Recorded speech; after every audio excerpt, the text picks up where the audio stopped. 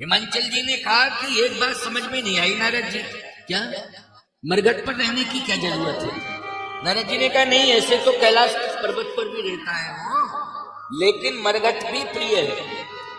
तो कैलाश के शिखर पर रहना तो उचित है, लेकिन मरघट पर रहना क्यों उचित है? कारण क्या है? अब इसका रहस्य नारद जी ने बताया। क्या? मरघट इसलिए पसंद है शिव जी को क्योंकि वहां ताजे मुर्दे की भस्म मिल जाती है। एक बात, मुर्दे की भस्म लगाते हैं। तो हिमांचल जी ने कहा मुर्दे की भस्म क्यों लगाते हैं?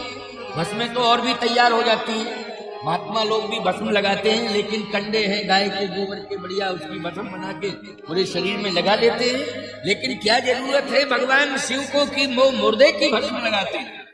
नारद जी ने कहा कि वो राम नाम से प्रेम करते हैं। किससे प्रेम करते हैं? ध्यान से सुनना, बढ़िया बात है। हिमांचल जी ने कहा नारद जी एक प्रश्न है, उसका उत्तर दो। भस्म ही लगाना है तो और भी भस्म तैयार की जा सकती है, तमाम विकल्प हैं, लेकिन मुर्दे की भस्म क्यों लगाते हैं शिव जी? नारद जी ने कहा कि वो राम नाम से प्रेम करते। तो मुर्दे से की भस्म से और राम नाम से क्या मतलब? नारद जी ने कहा कि आजकल इतने व्यस्त हैं लोग कि राम नाम लेने की फुर्सत नहीं है। अच्छा, किसी से कहो भी कि राम राम लिया करो, अरे अभी काम धाम करेंगे, बुढ़ापा आएगा तब राम राम कहेंगे। क्या महाराज आप लोग भी इस प्रकार के? अभी तो इतने काम पड़े हैं, जब तक वो पूरे नहीं कर लेंगे किसे फुर्सत है राम राम कहने की? वाह, क्या काम आपका रोकता है कि राम का नाम मत लो? आपने ये धारणा बना रखी है कि बुढ़ापा जब आएगा तभी हम राम का नाम लेंगे, तभी भजन करेंगे। जवानी में क्या भगवान का भजन नहीं किया जाता है? जब से होश आवे, मैं तो कहता हूं हमारे सनातन की परंपरा है, बच्चे का जैसे ही जन्म हो, चाहे बेटी हो चाहे बेटा हो, जैसे ही जन्म हो उसकी जिह्वा पर शहद से तुलसी की पत्ती की छलाग लेकर के और शहद का प्रयोग करके उसकी जिह्वा पर राम लिख देना चाहिए, राम लिख देना चाहिए। याद रखना, जबान से कभी गंदे शब्द नहीं निकलेंगे। आज जो परेशानी हो रही है कि बच्चे इतना गलत शब्द बोल रहे हैं माँ बाप से, बूढ़े बुजुर्गों से, अपने बड़ों से, ये सुनने के लायक नहीं है। और पढ़े लिखे बच्चे बोल रहे हैं, ऐसा नहीं है कि अनपढ़ ही बोल रहे हैं। बहुत पढ़े लिखे बच्चों के मुख से भी हमने गलत शब्द निकलते हुए देखा है, सुना है। कारण क्या है? संस्कार बिगड़ गया है। याद रखना, कोई शिक्षा की ऊंचाई पर पहुंच गया है, ये अच्छी बात है, लेकिन ये चैलेंज नहीं दिया जा सकता है, ना कहा जा सकता है कि वो संस्कारों की ऊंचाई पर भी पहुंच गया। ये आवश्यक नहीं है कि संस्कारों की ऊंचाई पर पहुंच गया हो। कितने ऐसे कलेक्टर हैं जो घूसखोरी में सेंट्रल जेल में पड़े हुए हैं, सजा खा रहे हैं।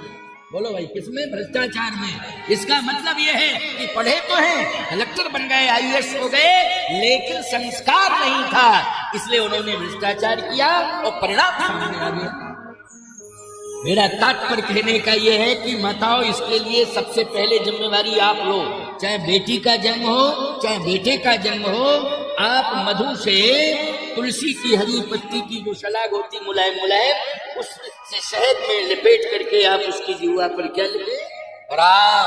बोलो, पहले पुरानी परंपरा ये थी, राम लिखिए तो जबान कभी बिगड़ेगी नहीं, कभी भी अनर्गल प्रलाप कोई नहीं करेगा, हमेशा वाणी में मधुरता रहेगी, क्योंकि तुलसी और शहद का प्रयोग हुआ है। क्या रहेगी? मधुरता रहेगी और आरोग्यता भी रहेगी, क्योंकि शहद और तुलसी ये आरोग्यता प्रदान करती है।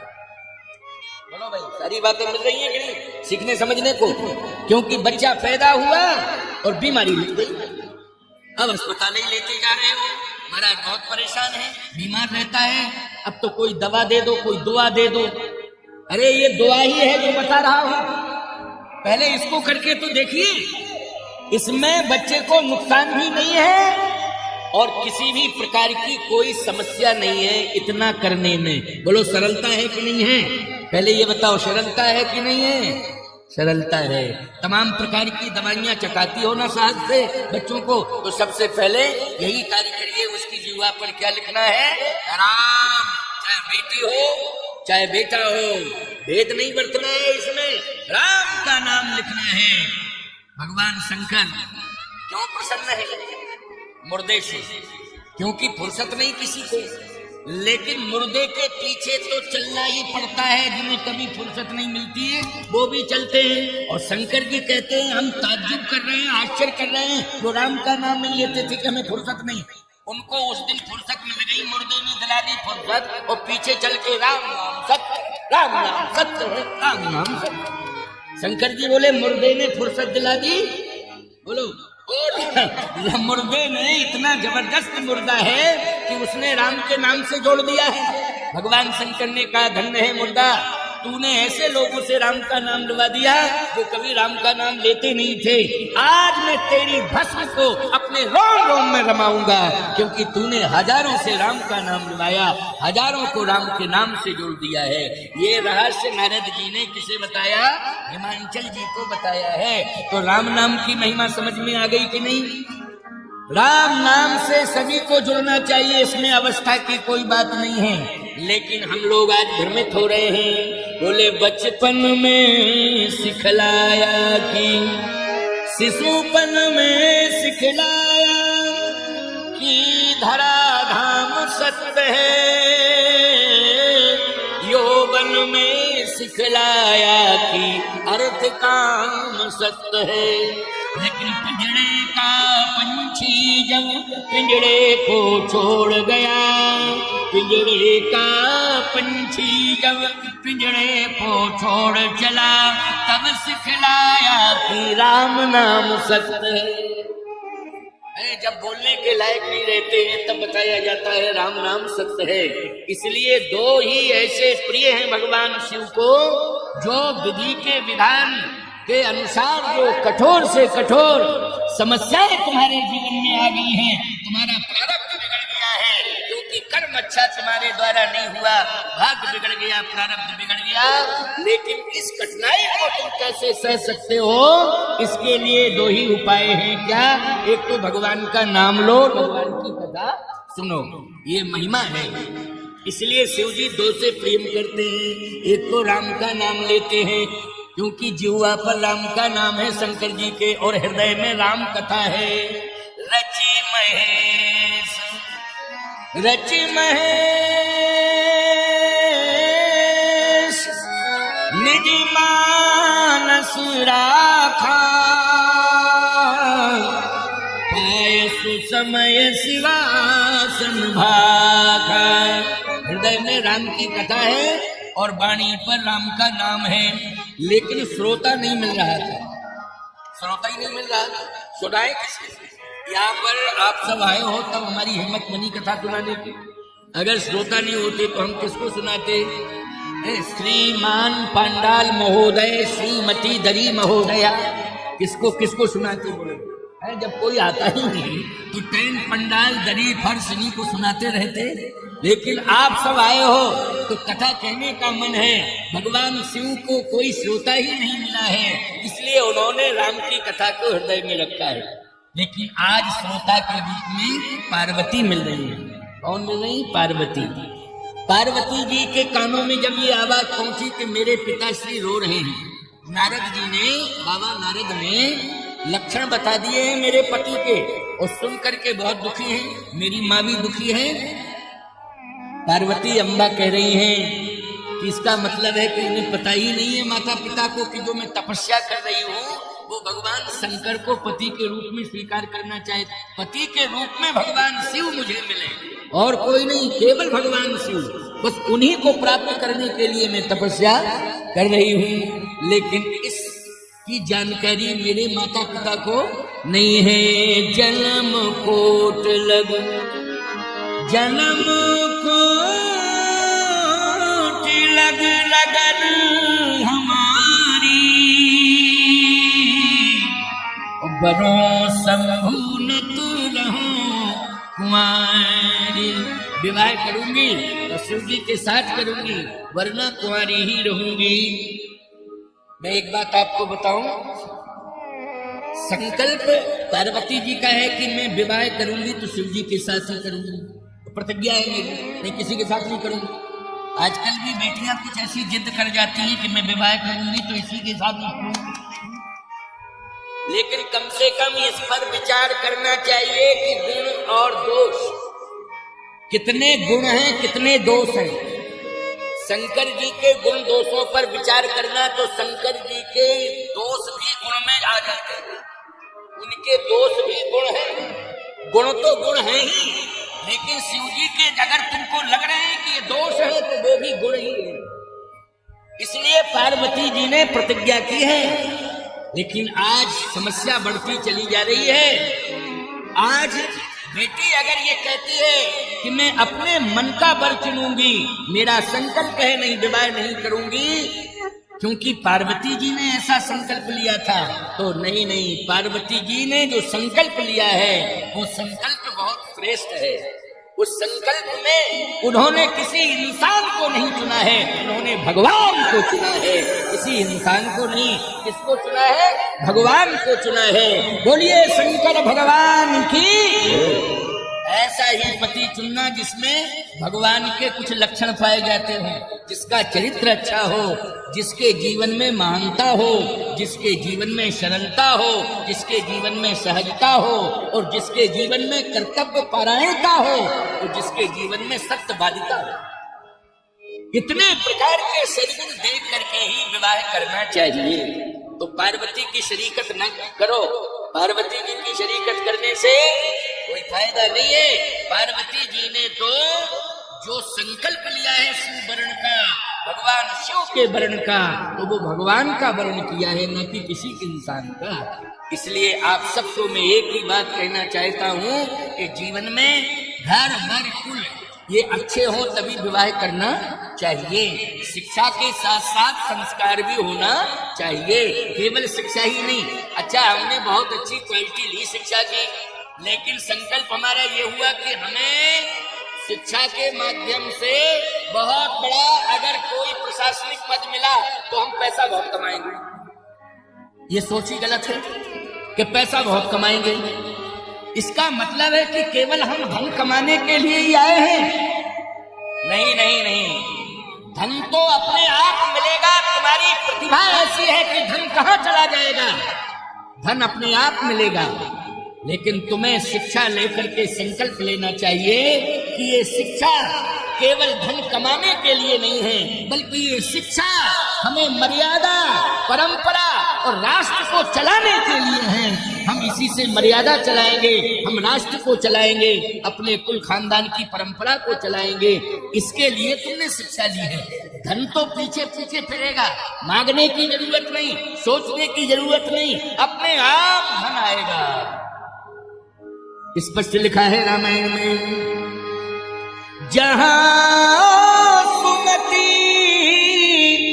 तहां संपत्ति नाना, जहां कुमति तहां विपत्ति निधाना। देखिए स्पष्ट लिखा है कि नहीं। और जिम सुख संपत्ति बिनहि बुलाए, धर्मशील पहि जाए सुहाए। धर्मवान बनो, शीलवान बनो, कर्तव्य परायणता होनी चाहिए, कर्तव्य बोध होना चाहिए। संपत्ति अपने आप आएगी, चाहे व्यापार करना उसमें आएगी, और चाहे तुम सत्ताधारी बन जाओ उसमें आएगी, और चाहे तुम सत्ता के अधिकारी बन जाओ उसमें भी धन आएगा। पुजारी बन जाओ किसी मठ के, उसमें भी धन आएगा। चाहे अधिकारी बन जाओ, पुजारी बन जाओ, और चाहे व्यापार बन जाओ। भाई धर्म और शील है तो निश्चित मर्यादा है तो धन आएगा, संपत्ति आएगी आएगी आएगी। इसके लिए सोचने की आवश्यकता नहीं है। अब आगे की बात सुनो। पार्वती जी ने कहा कि मैं विवाह करूंगी तो शिव जी के साथ ही करूंगी। और नारद जी आपसे मेरी प्रार्थना है। पार्वती जी ने नारद जी का उपदेश सुना तो नारद जी को गुरु बना लिया। क्या बना लिया? गुरु बना लिया नारद जी को, और कहा कि आपको मैंने गुरु बनाया है, आपसे भी मैं यही आशीर्वाद ले रही हूं कि नारायण से कह देना, क्योंकि शिव जी अगर किसी को मानते हैं तो नारायण को मानते हैं, माता पिता गुरु सब कुछ मानते हैं। तो नारद जी मेरी प्रार्थना नारायण से कह देना कि शिव जी मुझे स्वीकार कर ले, शिव जी मुझे स्वीकार कर ले।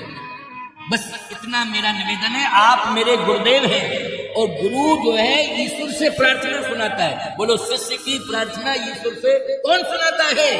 गुरु सुनाता है। इसलिए पार्वती जी ने कहा मैं शिष्या हूँ, आप नारद जी मेरे गुरु हैं और नारायण से मेरा संदेश मेरी प्रार्थना सुना दीजिएगा। मैं विवाह करूंगी तो शिव जी के साथ करूंगी।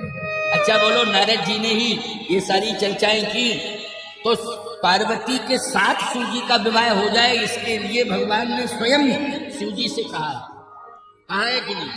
यहां तक कह दिया कि इसके लिए हमें हाथ जोड़ना पड़े तो हाथों जोड़ देंगे, और अगर हमें आदेश देना पड़ेगा हट करके तो मैं आदेश भी दे दूंगा, और प्रार्थना करनी पड़ेगी तो प्रार्थना भी कर लूंगा। मम विनती अब सुनो जो पर निजने चाहे विवाह से गए यह मुझे मांगे देव।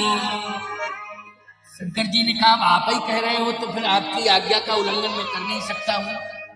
वैसे मेरी इच्छा नहीं है, मुझे विवाह करने नहीं है, क्योंकि पहला विवाह हुआ था सती के साथ, तो मुझे पता है कि क्या क्या विडंबनाएं हुई। सती को अपने पिता के यज्ञ में जाकर के देह त्याग करनी पड़ी, शरीर को योगाग्नि में जलाना पड़ा, भस्मीभूत करना पड़ा। अच्छा एक बात बताओ, किसी सम्मानित परिवार की पत्नी आग लगा ले तो बदनामी मिलेगी कि नहीं मिलेगी? जल्दी क्या मिलेगी? और शंकर जी का इतना बड़ा सम्मान है, वो तो ये अच्छा हुआ उसकी बुद्धि में सती की में जाने क्या आया कि कैलाश पर्वत पर आग नहीं लगाई, अपने पिता के घर में जाकर। क्यों भाई? पिता के घर में जाके, तो पिता के घर में कोई बेटी अगर अपराध करे तो दोष किसके ऊपर जाएगा? वो पिता के ऊपर जाएगा, पति के ऊपर नहीं जाएगा। इसलिए सती ने अपने पिता दक्ष प्रजापति के यहाँ जाकर के क्रोधाग्नि में अपने शरीर को एकदम झुलसा दिया और योगाग्नि में तो भस्मीभूत कर दिया, और दक्ष प्रजापति को भी मरना पड़ा। कितना बड़ा कांड हुआ, बहुत बड़ा कांड हुआ। भगवान शंकर ने कहा कि नहीं नहीं, अब हम शादी नहीं करना चाहते हैं दूसरी। क्यों? पहली पत्नी से कितनी मुसीबतें आई, कितनी कठिनाइयां आई। अब पहली पत्नी सती ने मुसीबत क्यों दी? कारण यह है कि वो चतुर बाप की बेटी है, तो उसने अपनी चतुराई दिखाई। कभी भी अपनी चतुराई पति से मत दिखाया करो, चतुराई अपने संतान से दिखाया करो। क्यों भाई? चतुराई किससे दिखाना चाहिए? जल्दी बोलो। अपनी संतान से चतुराई दिखाओ, ना कि अपने पति से चतुराई दिखाओ। पति से चतुराई नहीं दिखाई जाती है, क्योंकि पति भगवान होता है। क्या होता है? सनातन की मर्यादा में वो भगवान होता है। अब देखो आपस में जाने क्या बातचीत कर रही कि स्वामी जी ने तो बहुत ही महत्व बढ़ा दिया हमारे घर वाले का, एकदम ही हाईलाइट कर दिया है। तो स्वामी जी कह रहे हैं तो फिर हमें मानना ही पड़ेगा। लेकिन सावधानी से मेरी बात को सुनना। पति को भगवान समझो, लेकिन पति भी भगवान की विचारधारा वाला हो। भगवान तभी माना जाएगा जब पति में राम कृष्ण के संस्कार हो, तभी पति माना जाएगा, और नहीं तो धर्म विरुद्ध आचरण किया तो पति नहीं फिर विपत्ति। पति नहीं क्या होगा? विपत्ति, सबसे बड़ी विपत्ति। इसलिए अपनी अपनी मर्यादा का सब ध्यान रखें। भगवान शंकर ने कहा भजन करने में मन लग रहा है, शादी शुदी के चक्कर में मुझे मत डालो प्रभु। भगवान ने कहा देखो ये शादी केवल लक्ष्य ये नहीं है कि वंश वृद्धि हो, वंश वृद्धि का ही लक्ष्य नहीं है शादी का। फिर इस शादी से जगत का मंगल होगा। क्या होगा? जगत का मंगल होगा। अच्छा बोलो हुआ कि नहीं हुआ? भगवान शिव का विवाह पार्वती जी के साथ हुआ। 2 बेटे हुए हैं, परम प्रतापी हुए हैं। एक तो भगवान कार्तिकेय जी और दूसरे श्री गणेश जी। अच्छा बोलो इतने देवता हैं लेकिन प्रथम पूज्य कौन है? जल्दी बोलो। गणेश जी। अच्छा बिना गणेश जी के कोई कार्य शुरू हो सकता है? सबसे पहले कार्य प्रारंभ किया जाता तो यही लोग कहते श्री गणेश करो। क्या कहते हैं? श्री गणेश।